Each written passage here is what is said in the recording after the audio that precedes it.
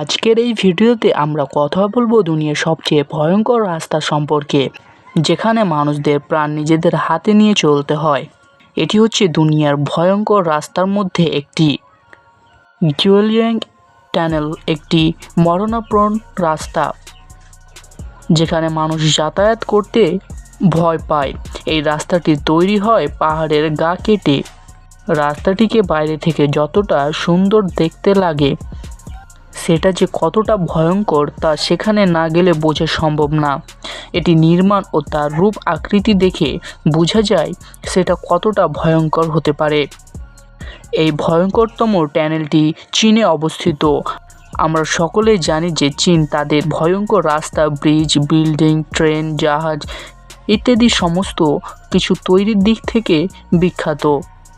এই টানেলটি প্রায় 1.2 কিলোমিটার লম্বা এবং এটি পাহাড়ের গা কেটে তৈরি করা হয়েছে।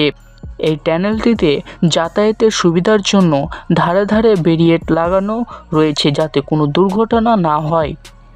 তবুও দুর্ঘটনার আশঙ্কা থাকতেই পারে, কারণ যেহেতু এটি পাহাড়ের সাথে রয়েছে তাই এর উপর দিয়ে যাওয়াটা প্রচুর মুশকিল, কারণ পাথর ধসের আশঙ্কা থাকতেই পারে। আর এই রকম দুর্ঘটনা হওয়াটা স্বাভাবিক, কারণ সমতল জায়গায় দুর্ঘটনাটা হচ্ছে অবিকল। তবে সেটা তো হচ্ছে সমতল থেকে অনেক উঁচুতে, পাহাড়িয়া এলাকা, সেখানে একটু চলাচল ভুল হলেই হতে পারে দুর্ঘটনা।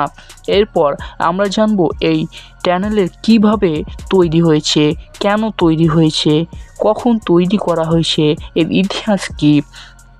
জানতে হলে দেখতে থাকুন।